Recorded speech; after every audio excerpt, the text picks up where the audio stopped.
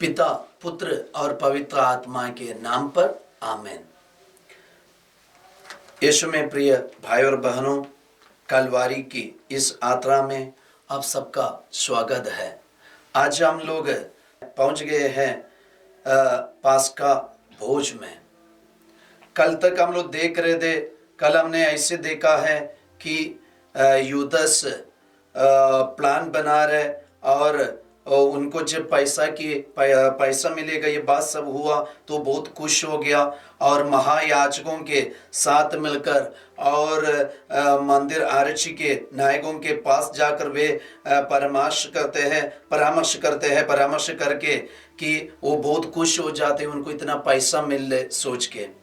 और बाइबल में हम पढ़ते हैं इसी वक्त यूदस के अंदर यूदस में शैतान घुस गए। तो अभी पास्का भोज में हम आ रहे हैं। यीशु बहुत बढ़िया से पास्का भोज की तैयारी किया है। मतलब यीशु का ये दुख भोग, ये सारी चीज यीशु ने योजना किया था पहले से। यीशु ने सब कुछ प्लान करके रखा है, अभी एक एक करके पूरा हो रहा है। अभी आज पास्का भोज यीशु ने कैसे तैयारी किया, बहुत इंटरेस्टिंग है। अब इसमें थोड़ा ध्यान रखना। लूकस का सुसमाचार अध्याय 22 वसंज्ञा 7 में वहां लिखा है, बेखमीर रोटी का दिन आया जब पास्का के मेमने की बलि चढ़ाना आवश्यक था। ईसा ने पेतुस और योहन को एक आते हुए भेजा, जाकर हमारे लिए पास्का भोज की तैयारी करो। तो यीशु योहन और पेतुस को भेज रहे पास्का भोज की तैयारी करने के लिए, और किसी को नहीं बताए। अगर यीशु ये बात बताए तो वहां एक प्रॉब्लम हो सकता है। प्रॉब्लम क्या है? अगर सारे शिष्यों को बताए, 12 शिष्यों को अपने पास बुलाकर बोले कि देखो हम सब आज शाम को जाएंगे पास्का भोज के लिए, एक जगह पे जाएंगे, वो जगह का नाम बताया होता, यूदस को इसके बारे में पता चलता और यीशु के पास्का भोज के पहले यीशु पकड़ा जाएगा। अभी कारण क्या है? तो यीशु ने कैसे तैयारी किया? लूकस का सुसमाचार अध्याय 22 वसंज्ञा 14 से, समय आने पर ईसा प्रेरितों के साथ भोजन करने बैठे और उन्होंने उनसे कहा, मैं कितना चाहता था कि दुख भोगने से पहले पास्का का ये भोजन तुम्हारे साथ करूं। उन्होंने उससे कहा, मैं कितना चाहता था कि दुख भोगने से पहले पास्का का ये भोजन तुम्हारे साथ करूं। तो देखना, यीशु के अंदर एक बहुत बड़ी चाह कि शिष्यों के साथ मिलकर ये पास्का भोज करना। मतलब यीशु का एक चाह था। अभी यीशु के मन में भी थोड़ा टेंशन आ रहा है, अगर सारे शिष्यों को ये बात बताए तो क्या होगा, वो भोज के पहले पकड़ा जाएगा तो फिर यीशु को परम प्रसाद की स्थापना नहीं कर पाएंगे। तो इसलिए यीशु अपने विश्वस्त, मतलब सिर्फ 2 शिष्यों को बुलाकर उनको गुप्त रूप में, मतलब सीक्रेट में उनको भेज रहे कि आप लोग जाकर ये पास्का भोज की तैयारी करना। तो यीशु की एक बहुत बड़ी इच्छा था कि शिष्यों के साथ मिलकर दुख भोगने से पहले ये पास्का भोज में भाग लेना। अभी यीशु क्या बोल के शिष्यों को भेज रहे? एक सुंदर बात है, बहुत इंटरेस्टिंग बात है। वहां लिखा है संत लूका का सुसमाचार अध्याय 22 वसंज्ञा 9, उन्होंने ईसा से पूछा, आप क्या चाहते हैं, हम कहां उसकी तैयारी करें? ईसा ने उत्तर दिया, शहर में आने पर तुम्हें पानी का घड़ा लिए एक पुरुष मिलेगा, उसके पीछे पीछे चलना और जिस घर में वह प्रवेश करे उस घर के स्वामी से कहना, गुरुवर ने आपको कहला भेजा है, अतिथिशाला कहाँ है जहां मैं अपनी शिष्यों के साथ पास्का का भोजन करूं। अभी किससे मिलेगा? जाते समय रास्ता में ऐसे एक पुरुष को मिलेगा। ये पुरुष के हाथ में क्या है? वचन में लिखा है, ईसा ने उत्तर दिया, शहर में आने पर तुम्हें पानी का घड़ा लिए एक पुरुष मिलेगा। क्यों पुरुष मिलेगा? यहूदियों के परंपरा में अगर हम देखें तो हमें समझ में आएगा, यहूदियों के परंपरा में पुरुष कभी घड़ा नहीं लेते, पानी लेने के लिए नहीं जाते। पानी लेके आना ये स्त्रियों का कार्य है और उनका काम है। लेकिन आज उनके अलावा, एक स्त्री के अलावा यीशु ने एक पुरुष को खड़ा कर दिया। हाथ में घड़ा लेके एक व्यक्ति खड़े होंगे, एक पुरुष खड़ा होंगे, उनके पीछे पीछे चलना। अभी एक पुरुष घड़ा लेके खड़े होना मतलब एक शर्म की बात है। तो ये पुरुष यीशु के लिए ये बर्तन पकड़कर, ये पानी का बर्तन पकड़कर खड़े हैं, तो पहचानने में इजी है। लेकिन यीशु के लिए वो शर्म भी सहने के लिए तैयार है।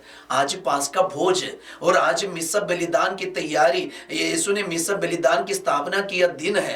प्रिय भाई और बहन, हम मिस्सा बलिदान में सब जाते हैं। यीशु के पास जाने में हमें कभी कभी शर्म आते, इसलिए हम गिरजा जाना छोड़ देते, मिस्सा बलिदान को छोड़ देते, योगी रीति से परम प्रसाद यीशु का शरीर और रक्त ग्रहण करने में हम छोड़ देते शर्म की वजह से। देखना यीशु ने आज किसको नियुक्त किया? घड़ा पकड़ के एक पुरुष वहां खड़े होंगे। उनके परंपरा के हिसाब से ये घड़ा पकड़ने वाला पुरुष ये शर्म का पात्र है। तो ध्यान देखना, तो यीशु ये कैसे योजना किया है? तो शिष्यों के लिए जल्दी पहचानने में उनको ऐसे एक व्यक्ति को खड़ा कर दिया, और वो यीशु के लिए मरने के लिए भी एक तैयार व्यक्ति हो सकता है। और आगे क्या हुआ? आगे वचन में लिखा है वैसेंगा 12 में, और वह तुम्हें ऊपर एक सजाया बड़ा कमरा दिखा देगा, वही तैयार करना। वे चल पड़े। ईसा ने जैसे कहा था उन्होंने सब कुछ वैसा ही पाया और पास्का भोज की तैयारी कर ली। अभी यीशु शिष्यों के साथ मिलकर ये पास्का भोज में भाग ले रहे। परम प्रसाद की स्थापना, पवित्र मिस्सा बलिदान की स्थापना। इसी में और एक बात हम सोचना का है। अभी देखिए, पवित्र मिस्सा बलिदान क्या है? यीशु की क्रूस की बलि है। लेकिन बलि कब होता है? कल होता है। कल होता है। तो कल यीशु को क्रूस पे चढ़ाया जाएगा, आज रात में यीशु पकड़ा जाएगा। तो यीशु के पास ये पास्का और ये परम प्रसाद की स्थापना करने का टाइम नहीं मिलेगा। इसलिए आज यीशु इतना चाहता था, दुख भोगने से पहले मैं आप लोगों के साथ मिलकर ये पास्का भोज में भाग लूं। ये मैं कितना चाहता था। तो यीशु सब कुछ प्लान करके रखा है कि कल मुझे टाइम नहीं मिलेगा, इसलिए आज ही होना है। इसलिए शिष्यों को कहते हैं कि आप लोग जाके तैयार करो। अभी इसके बाद फिर हम देखते हैं यीशु शिष्यों के साथ मिलकर रोटी हाथ में लेते और दाखरस का प्याला हाथ में लेते, कहते हैं, और ये सब कुछ कहकर यीशु वहां एक सुंदर शब्द कहते हैं।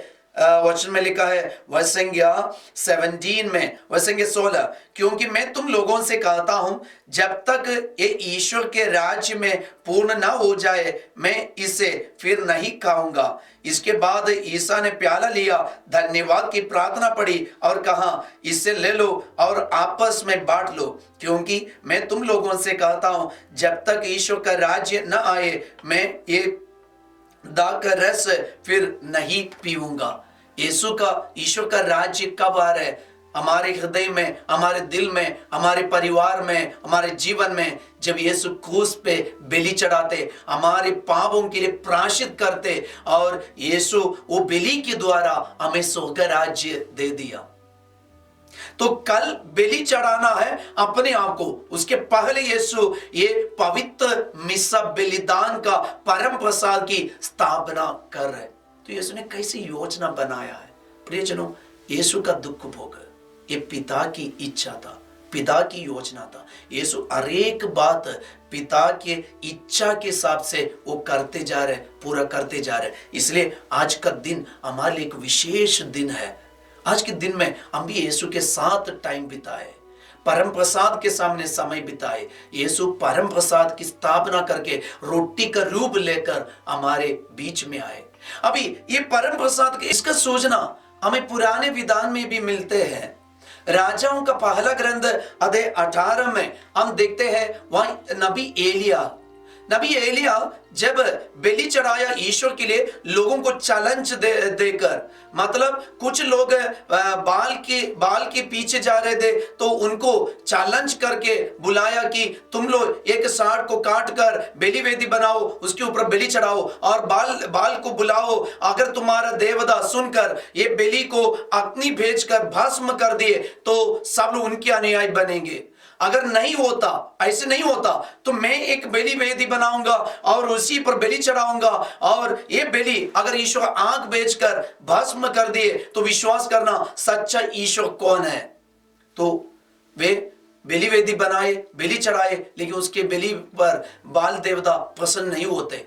बाद में हम देखते हैं ये नबी एलिया बलि वेदी बनाते और लकड़ी रखते हैं, उसके ऊपर ये बलि वस्तु रखते हैं और पानी उंडेलता है, उसमें उसके ऊपर डाल देता है, और एलिया नबी ने प्रार्थना की और ईश्वर आग भेजकर पूरा बलि वस्तु को भस्म कर दिया और पानी को सुखा दिया। लोगों ने जब ये देखा, लोगों को पता चला कि ये बाल के सारे नबी झूठा है, वो झूठा देवता है, तो लोग पकड़कर ये नबी के साथ मिलकर सारे नबियों को हत्या कर रहे, वध कर रहे। और जब इजेबेल रानी ने ये सुना, उनको इतना गुस्सा आया, उसने जल्दी को ऑर्डर दिया, एक दूध को नबी के पास भेज रहे कि कल इस समय से पहले मैं तुमको नहीं मारे तो मेरा देवता मुझे कठोर दंड देने दो।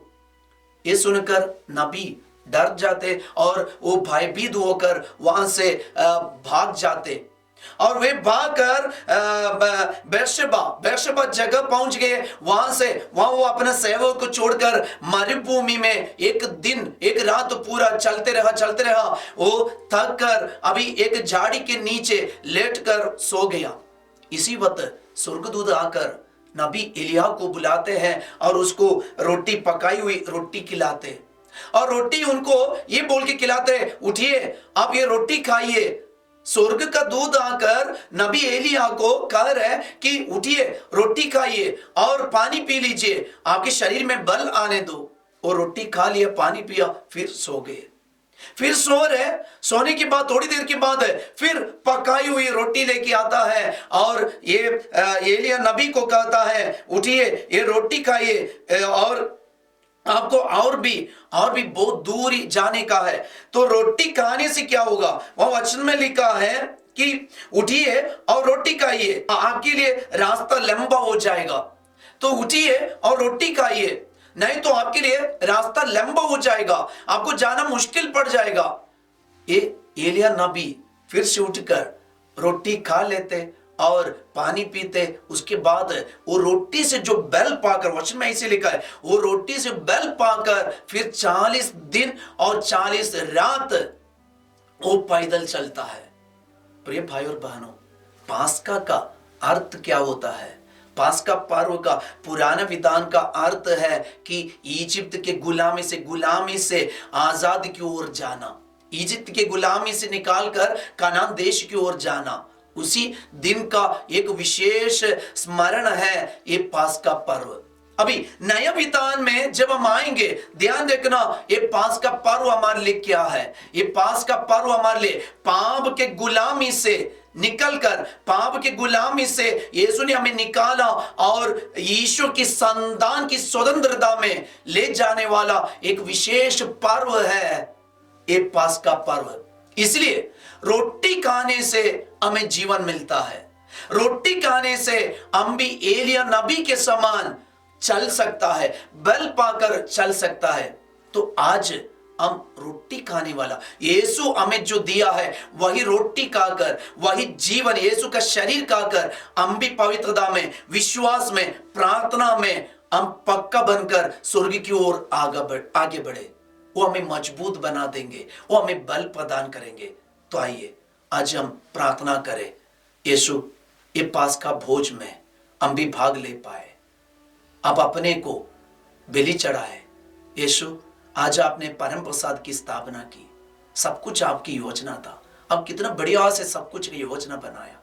यीशु आपकी इस योजना का गहराई हमें समझाइए, ताकि हम ये जान पाए ईश्वर हमारे लिए भी बहुत सारी योजना रखा है, आशामय भविष्य की योजना, उस हिसाब से हम भी जी पाए। यीशु की माँ हमारे लिए प्रार्थना कीजिए। तो आइए प्रिय भाई और बहनों, आज के दिन हम यीशु के सामने समय बिताए। अगर आप गिरजा जा नहीं सकते तो वचन बाइबल खोलकर वचन के सामने बैठे प्रार्थना कीजिए, साइलेंस में रहिए। यीशु आपको आशीष देंगे। कल हम फिर से कलवरी की यात्रा में आएंगे। यीशु के बलि के बारे में हम मन चिंतन करेंगे। पिता, पुत्र और पवित्र आत्मा के नाम पर आमीन।